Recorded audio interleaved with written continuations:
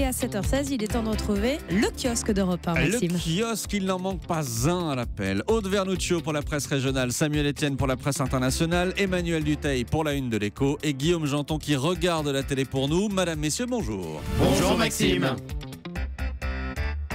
Et on commence avec vos quotidiens nationaux. Et avec cette vache qui vous regarde en une de la Croix, visage pas spécialement sympathique, impression renforcée par le titre « Élevage français, l'état d'urgence, la Croix développe ». Concurrence des pays voisins, volatilité des prix, les éleveurs français vont mal. Les éleveurs au bord du gouffre, ça c'est le gros titre en une du Parisien aujourd'hui en France. D'après le ministre de l'Agriculture, Stéphane Le Foll, 10% des exploitations sont menacées de disparition d'ici la fin de l'année. 10%. Terrorisme, à qui profite la peur? C'est ce que se demande l'opinion en première page. La sortie de François Hollande, qui a dévoilé le projet d'attentat qui a été déjoué, vient rajouter à l'angoisse, à la peur des Français déjà chauffés à blanc, estime le quotidien. Elle ne rassure pas, elle inquiète cette sortie du président.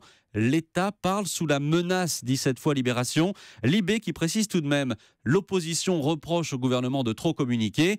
Elle faisait la même chose durant le quinquennat Sarkozy. Nicolas Sarkozy, justement, qui est à des années-lumière de ces sujets-là ce matin. Longue interview dans le Parisien Magazine sur sa passion du vélo et du Tour de France. Alors on a droit à tous les souvenirs de l'ancien président, son premier vélo, les coureurs qu'il pourchassait dans les années 60 pour avoir leur autographe. Mais évidemment, au détour d'une interview sur le Tour, il parle aussi de politique. Évidemment, merci Emmanuel Dutheil, de politique.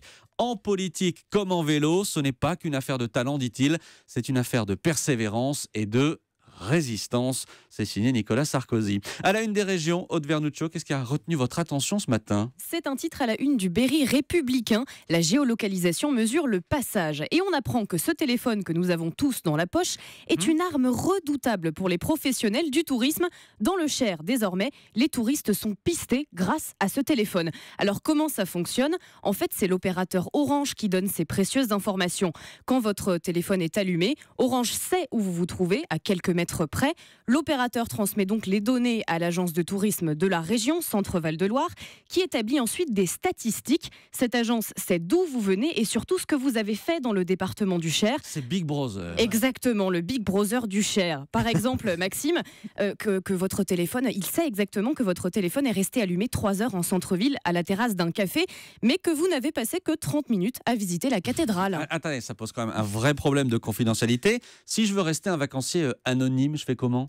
Alors, vous êtes pisté, change d'opérateur. Oui, mais les données... Tu éteins ton portable. Ah oui, c'est ça. Alors, vous êtes pisté, mais les données restent anonymes, Maxime, et c'est totalement légal. La Commission nationale de l'informatique et des libertés, vous savez, la CNIL, qu'on sait très prudente, a donné son accord. Les professionnels du tourisme assurent que ces statistiques vont améliorer les services proposés aux touristes. Chers vacanciers, Ça fait froid attention, dans le dos, vous hein. êtes pistés. Oui, ça fait froid dans le dos. Samuel Etienne, merci Aude Vernuccio en tout cas. Samuel Etienne, la une de la presse internationale. Ouais, un article passionnant, vraiment, du Wall Street Journal sur ce projet en Thaïlande de percer un canal au beau milieu du pays pour relier les océans Indien et Pacifique. Un petit peu sur le modèle du canal de Panama, Oui. histoire de faire gagner un max de temps au bateau qui n'aurait plus à contourner la Thaïlande en passant par la mer de Chine et le golfe de Thaïlande. Allez voir sur une carte, vous allez tout comprendre. Et ce serait vraiment intéressant ce canal. Ah bah oui, alors outre le gain de temps bien sûr gagné pour les bateaux, ça ferait des sous pour la Thaïlande qui instaurerait une taxe de passage, un péage, et puis accessoirement ça permettrait aussi d'éviter les pirates qui sévissent dans le détroit de Malacca. C'est l'un des coins les plus dangereux au monde pour les bateaux. Alors voilà. Il y a l'air d'avoir que des avantages. Pourquoi est-ce que la Thaïlande ne creuse pas ce canal? Eh ben c'est là que ça devient drôle. Le Wall Street Journal explique que dans le pays, en Thaïlande, ça fait 300 ans qu'on parle de ce canal. Ah oui. Oui, dès le XVIIe siècle, le roi Narai le Grand, que tout le monde connaît,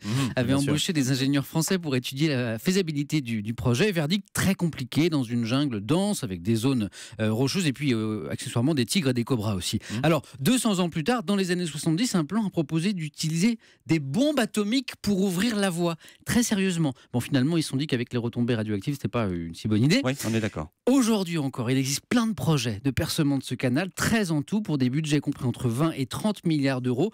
Mais là encore, rien ne se passe, d'où ce titre du Wall Street Journal. En Thaïlande, tout le monde parle du canal, mais personne ne le creuse. Sous l'article, il y a le commentaire d'un internaute. Plutôt que de donner de l'argent à la Grèce, on ferait mieux de le donner pour ce Faire canal. les Grecs là-dedans. Je ne sais pas, quelque chose me dit que cet internaute est peut-être allemand. Oui, c'est possible, c'est possible. La une de l'Écho, tiens, la transition est toute trouvée avec vous, Emmanuel Dutheil. Qu'est-ce qui fait la une ce matin? Eh bien moi, dans ce kiosque, je sors ce matin le champagne. Oui, ce volontiers. vendredi matin, on va être D'accord. plutôt généreux. Alors plus sérieusement, on a eu hier le détail des ventes de l'année dernière pour les vins effervescents, comme on dit, pour faire simple, ça veut dire avec des bulles. Alors qu'est-ce qu'il en sort? Merci, vraiment merci Emmanuel. Je vous aide ce matin. Oui, c'est vrai. Alors, qu'est-ce qu'il en ressort de ce classement? Eh bien, les ventes sont en hausse d'un petit %, mais le traditionnel champagne n'en profite pas. Pour la 4e année consécutive, les ventes se sont même tassées de 0,5%. Ce sont les marques d'entrée de gamme peu connues qui souffrent plus que les autres, selon l'organisme public France Agrimaire, qui dépend du ministère de l'Agriculture et qui présentait hier ce bilan.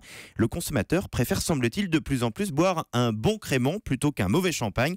C'est dû aussi à la crise. Beaucoup de consommateurs ont changé leurs habitudes. La majorité des crémants se vend moins de 10 € la bouteille, quand seulement 17% des champagnes sont trouvables sous ce prix. Du coup, les ventes de créments d'Alsace ou de Loire, pour ne citer que, sont nettement en hausse. Et il y a aussi la concurrence étrangère, j'imagine. Oui, je ne sais pas si autour de cette table, vous faites partie de ceux qui ont succombé à la mode du spritz, ce cocktail plutôt sucré amer fait à base de prosecco italien. Voilà. Et ça cartonne. Le prosecco ne représentait que 2% des ventes en 2013. C'était 9% l'année dernière. Les cavas espagnols sont également en plein boom en France. Du coup, les ventes de bulles étrangères ont progressé de 15% en volume l'an dernier dans notre pays. Mais bon, le bon vieux champagne reste quand même la star des stars, alors qu'il représente 7% des ventes à l'export. Là, tout confondu, quand vous regardez toutes les ventes de vin, il représente un tiers en valeur, c'est-à-dire vraiment ce qui rapporte.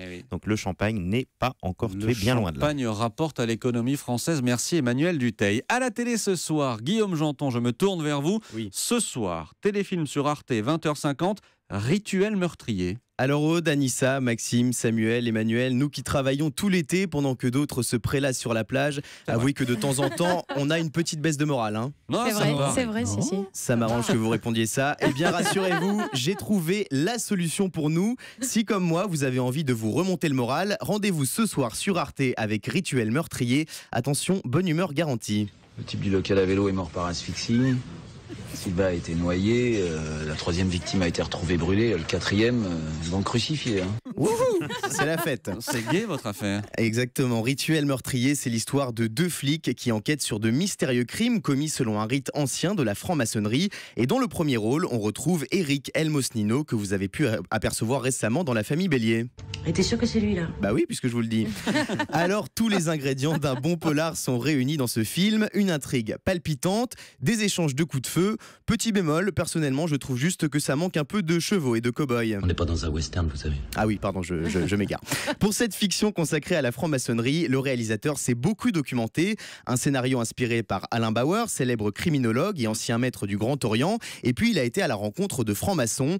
Et pour ceux qui ne savent pas exactement ce que c'est que la franc-maçonnerie, eh bien, Marcel, un personnage du film, nous l'explique. Et c'est un poète, ce Marcel. Il ne parle qu'en faisant des rimes, on dirait presque du slam. En maçonnerie, il y a des valeurs. Loyauté, honnêteté, fidélité, toute chose qui vous passe au-dessus du bonnet. Voilà, alors comme Marcel, je vais terminer cette chronique en slam. Oula. Ce soir sur Arte, si vous voulez vous cultiver, il y a un polar à ne pas manquer, son nom, Rituel meurtrier. Joli, bravo. Merci Bravo. beaucoup. À la télé ce soir, Guillaume Janton. Merci à vous Guillaume et merci à vous 4. C'était le kiosque sur Europe 1.